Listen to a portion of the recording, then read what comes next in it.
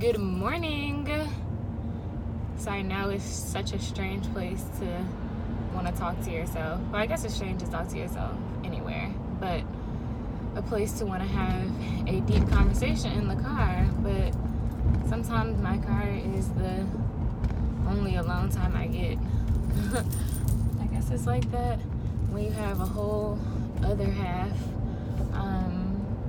So yeah, this morning I woke up wanting to talk about loving yourself, loving myself, because I had a moment where I really just felt like, dang, like it's been a journey. Loving myself has been a journey. It's been a journey of a lot of hurt and pain, also a lot of healing and revelations. And I think that this morning wasn't necessarily a revelation, but it was just a light bulb moment. I had a moment of closure, and if you know me, my brain goes down rabbit holes, and that moment of closure just led to a reflective feeling. And in that feeling, I just thought about what my path has looked like for loving myself, and it's a journey that's still continuing. I haven't arrived, and I don't think I'll ever arrive, but making a series of decisions every day to love myself better, to understand myself better, to understand my value and my worth better, is what I'm aiming to do, and to just be confident in who I am, and to be just sure of myself, to be secure in who I am, and secure in who God says that I am, and secure in the worth and the value that He gives me. And for too much of my life, I've missed out on that opportunity, and I don't want to be robbed of that joy anymore. And it makes me just like emotional thinking about it, because it's been such a rough journey, and I'm finally getting to a place at 25 years old that enough is enough. I'm fed up. And even prior to 25, this has been a journey in the works over the last few years, but I just want to be so much more intentional now. And loving myself means being true to me, true to who I am, and not being held back by the thoughts of other people, or just being imprisoned by what you think other people are going to think. I'm not a mind reader. I wasn't blessed with that gift, and I don't need to try to figure out what people think. And in all reality, there's always going to be people that like you and love you, and there's always going to be people that dislike you and hate you, and that's okay. I don't have to cater my life around that. I don't have to cater my life around wanting to be liked and wanting to be a people pleaser, because in that there's never any true happiness. And that's how I've lived most of my life. And it wasn't until after I truly began walking in my relationship with God that I realized that I didn't even know who I was. And I didn't know who I was because I lived my life as a chameleon, trying to blend in, trying to feel accepted, because that's where I found my security, that's where I found my validation. And it didn't just start as high school, we want to fit in, peer pressure, puberty.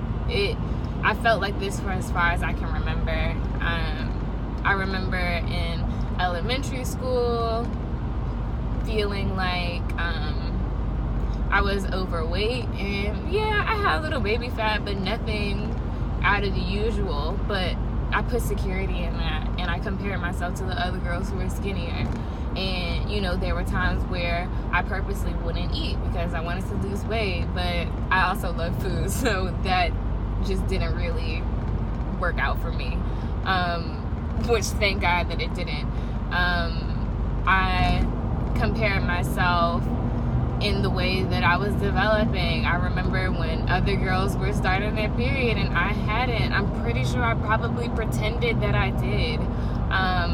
I didn't develop breasts when my peers were developing breasts, and I'm embarrassed to say, but I stuck my bra in elementary school on a couple of occasions, and that's just my truth. I was insecure because I had a big butt, and of course now people get like injections and all these things to look that way, but for me it was a curse then, because faced a lot of just behaviors that were inappropriate from other children my age, being touched in ways that I didn't want to be touched. And I just felt like it wasn't fair, and I just didn't understand it just seemed like everybody, it seemed like the grass was always greener on the other side. It's not cool to have a big butt, but it's cool to have big boobs, and I don't know why I didn't equate that with the sexualizing as well, but I guess I just didn't see it. But of course, you know, when you don't see the things that other people are experiencing, you fantasize it, or I don't know, fetishize it. That's kind of like a weird word to say. But yeah, I just remember in elementary school that, you know, I just didn't like myself. At times I felt like I hated myself, and probably as early as the 5th grade, there were times where I thought about killing myself because I was just so unhappy. And I'm still on a journey now to really better understand that, and better understanding myself helps me to better love myself as well. And these thoughts and feelings continued into middle school, and high school, of course, is the time where if you weren't feeling those things before, you're feeling it now. You know, I just wanted to fit in. I wanted to feel accepted. And I've always been a person that has a diverse group of friends. I have the friends that are brilliant in the talented and gifted classes and advanced classes. And for the most part, I fell into that crowd as well. But I also had the friends that didn't take school seriously and didn't do much while in high school or after high school, and everyone else in between. And I think that a part of it is just my personality, being a people person and being relatable, but I think that another part of it is that desire to want to fit in so badly that people got to know parts of me.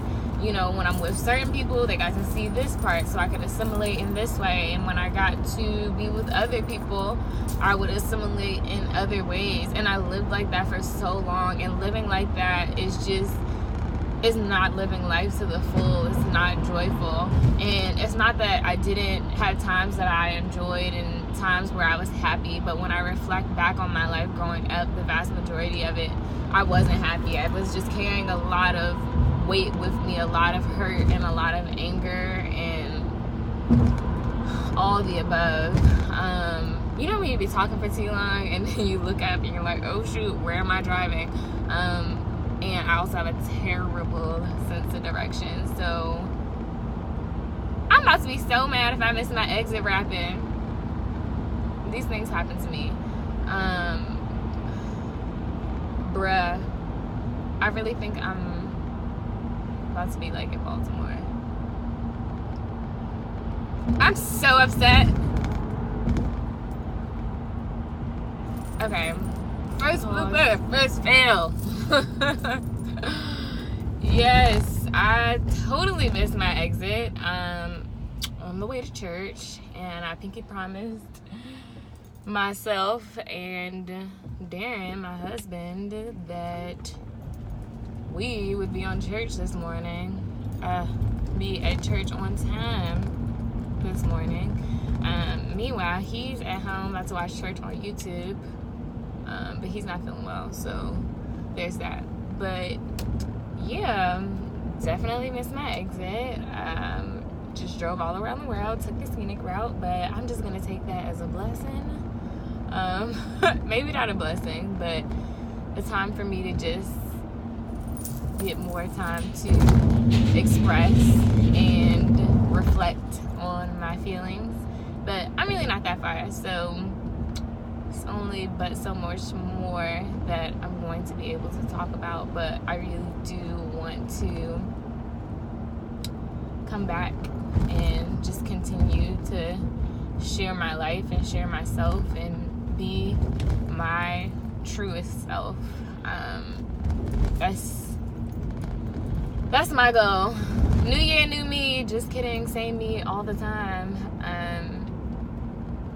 New year, better me. but also the me that a lot of people don't get to see. But yes, I kind of feel like I can't really talk now because I know that I'm down the street, and maybe getting videos in the car is not the safest. I'm like, but I'm not even looking at the camera. Still distracting, nonetheless. But good morning. It is January 6th, maybe 5th. I don't know. And this is day 1 of my vlog, maybe self-thoughts, maybe. I don't know what I want to do with this just yet, but it's a start. Peace and love.